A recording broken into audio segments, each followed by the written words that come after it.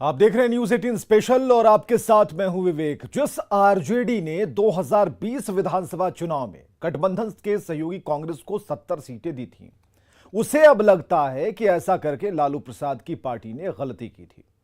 Party को अब एहसास हो रहा है कि अगर कांग्रेस को 50 सीटें दी जाती तो शायद आज बिहार के सियासी गलियारे में लालटेन की रोशनी होती और लालटेन की रोशनी से माहौल जगमग रहता, रोशन रहता। शायद इसलिए कुशेश्वर स्थान सीट को लेकर कांग्रेस और आरजेडी में तलवारें खिंची हुई हैं और ऐसा करके आरजेडी कांग्रेस को सिर्फ अपनी शर्तों पर गठबंधन में सहयोगी बनाना चाहती है। यानी आरजेडी 2020 में की हुई अपनी भूल को सुधार रही है। आप 19 विधायक का समर्थन जरूरत नहीं है तो किसका समर्थन आपको प्राप्त है?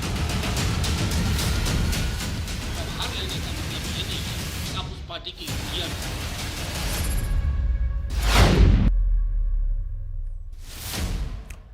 तो 2 सीटों पर उपचुनाव, कुशेश्वर स्थान और तारापुर सीट, और इसे लेकर कांग्रेस और आरजेडी में खिंच गई हैं तलवारें।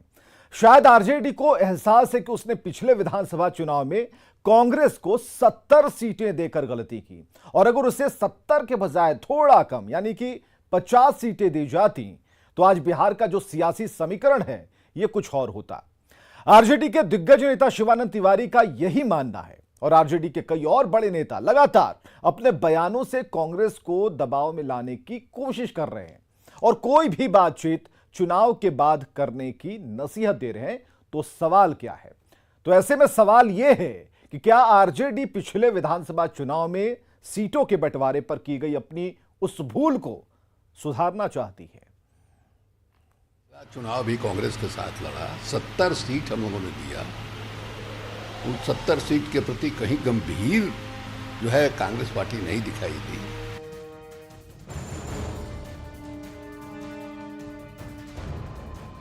उपचुनाव के बहाने आरजेडी और कांग्रेस का गठबंधन दांव पर लगा है।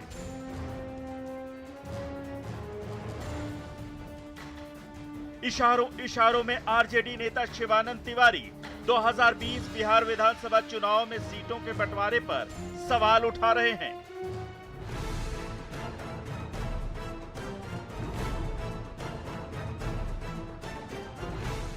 उनका कहना है कि अगर गठबंधन की 70 सीटों पर कांग्रेस पार्टी गंभीर होती तो बिहार की सियासी तस्वीर आज कुछ और होती।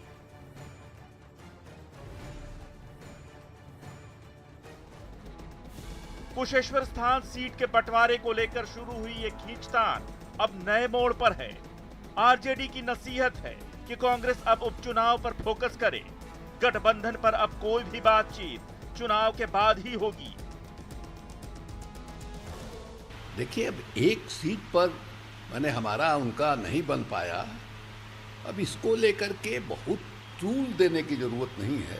भक्तचरण हमारे साथी हैं, तो विड्रॉल का भी समय खत्म हो गया और ये उम्मीद करना कि हम जो है बैठा लेंगे कैंडिडेट खड़ा करके, ये तो संभव नहीं है। इसलिए अब चुनाव लड़िए, आप भी माने मैदान में, माने आप भी हैं, हम भी हैं। आपकी ओर से भी मैंने देखा कि बड़े बड़े नेता जो है तारापुर में आ रहे हैं, उनका कार्यक्रम जो है बना हुआ है। चुनाव के बाद फिर बातचीत होगी, क्यों हमको लड़ना पड़ा, इसके बारे में बातचीत होगी। बातचीत करने के बाद अब भविष्य के बारे में जो है फैसला होगा। अब इन चीज़ों को बार बार मैंने दोहराने का हमको नहीं लगता है कोई फायदा। इसे क्या समझा जाए? गठबंधन साथी कांग्रेस के लिए आरजेडी की इस तल्खी के क्या मायने हैं? सियासी जानकारों का मानना है कि आरजेडी गठबंधन में अब ड्राइविंग सीट पर ही रहना चाहती है और सिर्फ अपनी ही शर्तों पर गठबंधन निभाना चाहती है।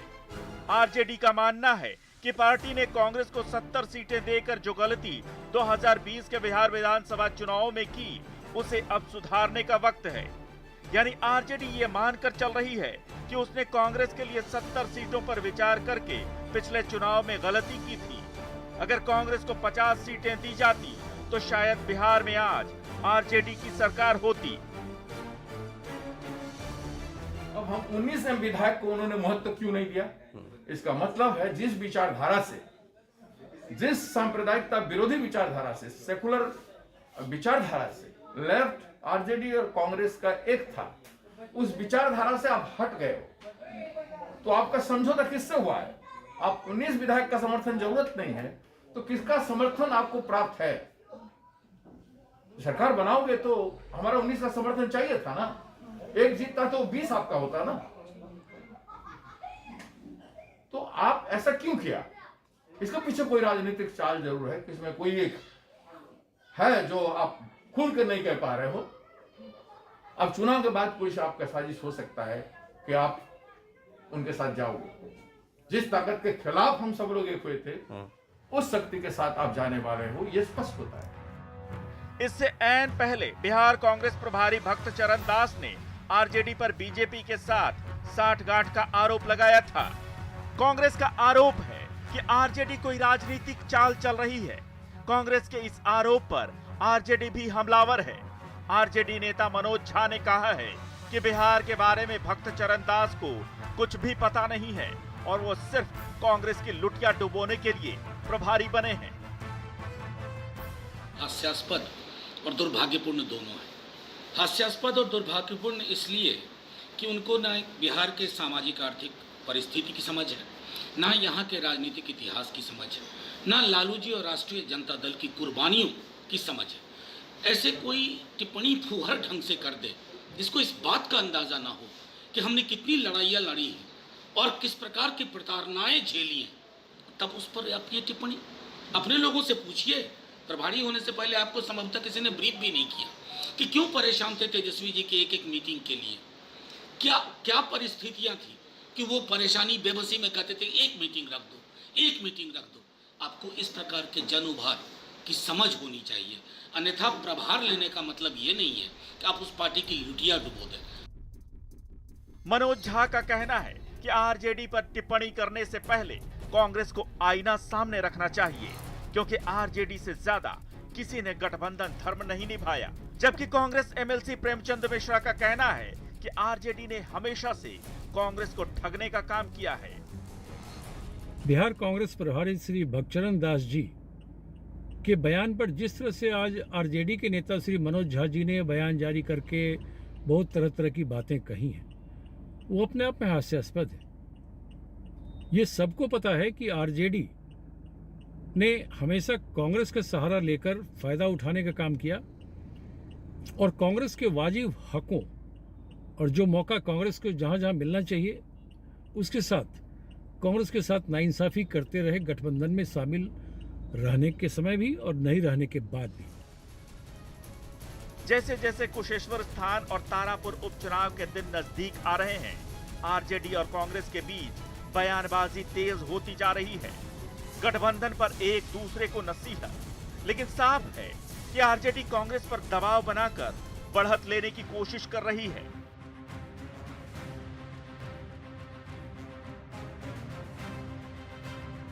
शायद इसीलिए जिस कांग्रेस को पिछले विधानसभा चुनाव में उसने 70 सीटें दी थी, उसे मात्र एक सीट के लिए तरसा दिया।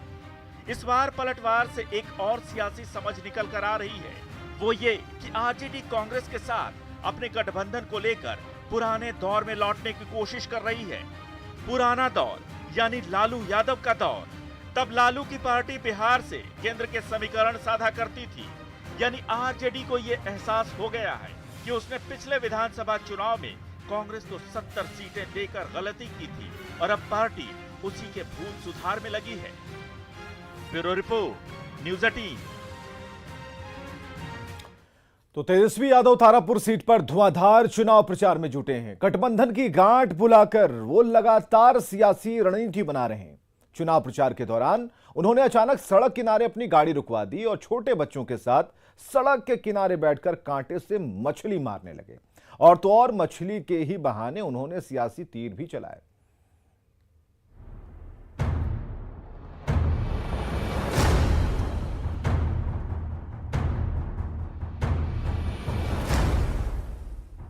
तारापुर उपचुनाव में वोटरों को रिझाने की ये है तेजस्वी यादव की कमाई कोशिश। राधा जी हम जल्दी हम लोग का भी नहीं। एकदम वैसी ही जैसी कभी उनके पिता लालू यादव किया करते थे।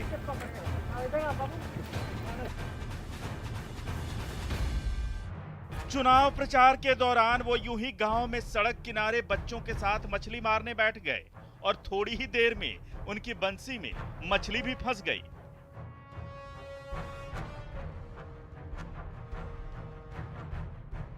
इस लड़के ने सिखाया है बंसी, तो बोला हिलेगा तो खींच लीजिएगा।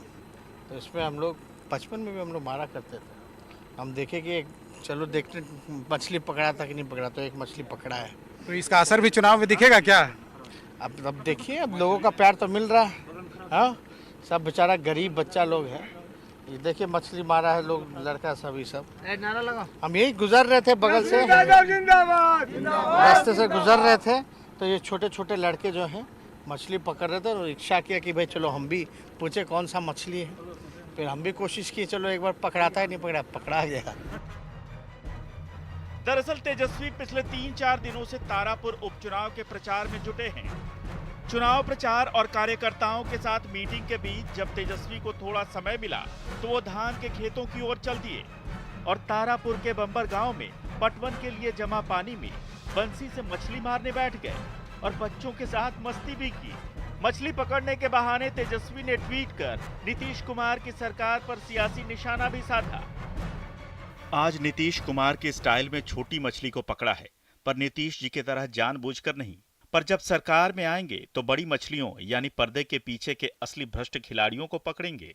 काफी अच्छा माहौल है, लोगों का बड़ा पॉजिटिव राष्ट्रीय जनता दल के पक्ष में नजर आ रहा है और दोनों जगह से हम लोग भारी मतों से जीतेंगे। हम तो लगभग आज ये चौथा प्रखंड हम घूम रहे हैं, कल 5वां प्रखंड है और ये तारापुर जो है 5 प्रखंड का विधानसभा क्षेत्र है। तो हर जगह लग रहा है सरकार से बड़ी लोगों की नाराजगी है और जिस प्रकार से लोगों ने झूठा वादा किया था तो सब कुछ सामने आ गया।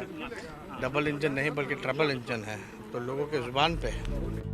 लगता है तेजस्वी अपने पिता लालू यादव की ही राह पर हैं। खासकर लोगों से जोड़ने का लालू का अंदाज तेजस्वी में भी झलकता है, लेकिन उम्मीद है कि वो अपने पिता की तरह कम से कम गरीब बच्चों को सींग पकड़कर भैंस पर चढ़ने और चरवाहा विद्यालय खोलने का लॉलीपॉप नहीं देंगे। Bureau report, news 18। तो जिस कुशेश्वर स्थान सीट को लेकर कांग्रेस और आरजेडी में तलवारें खींची हैं, उस पर पिछले विधानसभा चुनाव में जेडीयू के शशिभूषण हजारी जीते थे। तारापुर सीट से जेडीयू के मेवालाल चौधरी ने चुनाव जीता था, लेकिन दोनों की मौत के बाद यहां उपचुनाव कराए जा रहे हैं।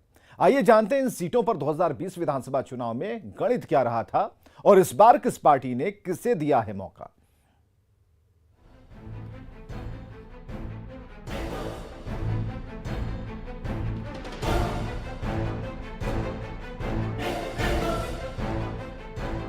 कुशेश्वर स्थान और तारापुर विधानसभा सीट से 2020 में जदयू के प्रत्याशियों ने सफलता पाई थी।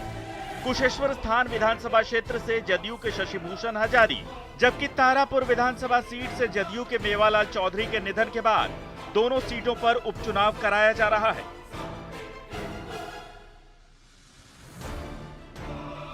आइए जानते हैं दोनों सीटों पर कैसा रहा था विधानसभा चुनाव 2020 का परिणाम। विधानसभा चुनाव 2020 में कुशेश्वर स्थान विधानसभा सीट पर कुल 54.42% मतदान हुआ था।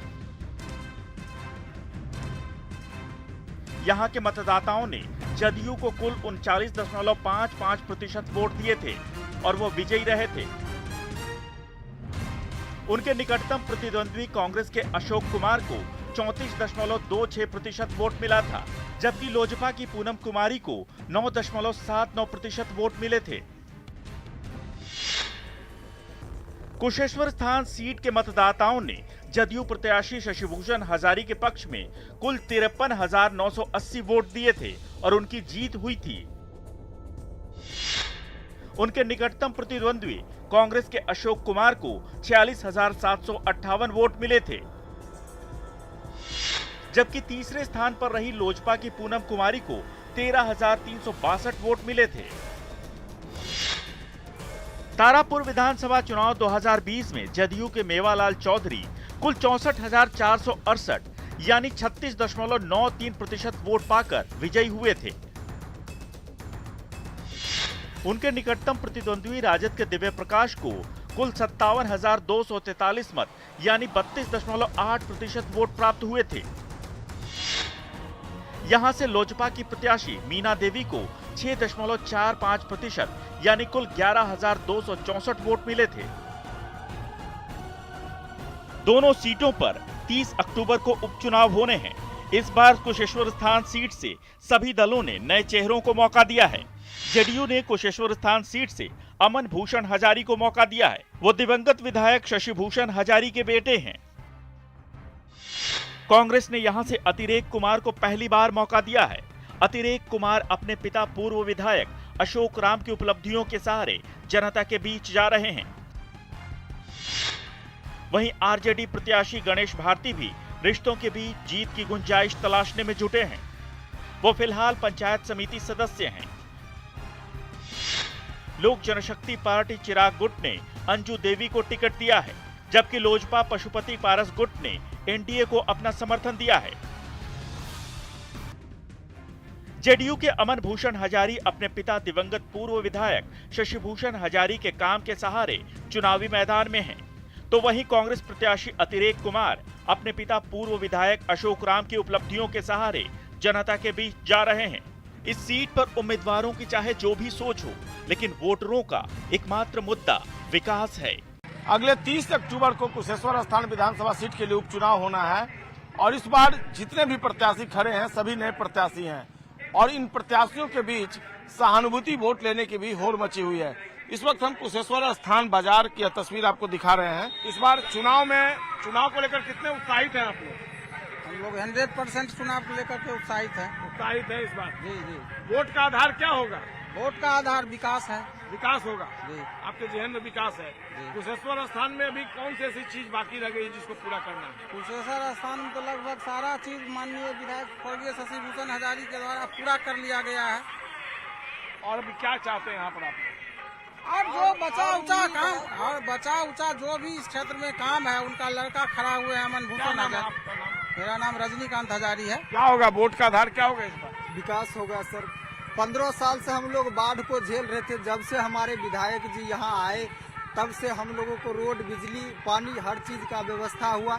उस आधार पे हम लोग विधायक जी। कुशेश्वर स्थान में बाढ़ नहीं आती है? बाढ़ आती है सर और ये सदा आती रहेगी, मगर फिर भी जो पक्की सड़क जो हम लोग को मिला है, बिजली मिला है। कब मिला ये पक्की सड़क? कब मिला है ये सड़क? तो विधायक जी के रीजन में मिला। उसके पहले नहीं था? उसके पहले नहीं था, कहीं नहीं था ना। इस बार आधार क्या होगा? विकास का आधार होगा सर। क्या इस बार वोट का आधार आपके लिए क्या होगा? आप फल बेचते हैं? जी सर। अच्छा, तो ये बच्ची को लेकर घूम रहे हैं ऐसे टाइम पास। तो ये बताइए कि इस बार क्या होगा वोट का आधार? आप लोग ईमानदारी से बताइएगा। जात पात भी है? जात पात से हम लोग को नहीं मतलब है। मेरा नाम बबलू चौधरी है जी। ठीक है। जब से आपके लिए क्या आधार है वोट का? जब से नीतीश कुमार आए हैं ना जी, सब चीज का हम लोग को सुविधा हुआ है। ठीक है। गली गली में रोड बन गया है, पुल पुलिया बन गया है। ठीक है। थोड़ा जो कुछ बचा हुआ है अमन भूषण हजारी जी आएंगे। आपके लिए वोट का आधार क्या होगा? विकास। एकदम विकास ही चाहिए हम लोग को, और क्या चाहिए? गली गली में विकास चाहिए, सब कुछ का पूर्ण चाहिए एकदम पूरा। तो बिल्कुल लोग जो हैं वो भी कह रहे हैं कि विकास एक आधार है वोट का। हालांकि जो प्रत्याशी हैं वो अपने से पूरी कोशिश कर रहे हैं कि जो सहानुभूति वोट है वो भी लेने की पूरी कोशिश की जाए। और जितने भी प्रत्याशी हैं सभी पार्टियों के, चाहे वो राजद के हों, कांग्रेस के हों, जदयू के हों, लोजपा के हों, जो सहानुभूति वोट है उसकी जुगाड़ में भी वो लगातार लगे हुए हैं। अब देखना होगा जो वोटर हैं वो किस तरीके से इन प्रत्याशियों को हाथों हाथ लेते हैं और कौन से ऐसे प्रत्याशी हैं जिनका सबसे बड़ा प्रभाव इन वोटरों पर पड़ेगा। और 30 अक्टूबर को जब मतदान होगा तो इन वोटरों के चहेता आखिरकार कौन से प्रत्याशी होंगे। कैमरा पर्सन मणि चुनेजा के साथ संजय कुमार, न्यूज 18। अब 19 विधायक का समर्थन जरूरत नहीं है।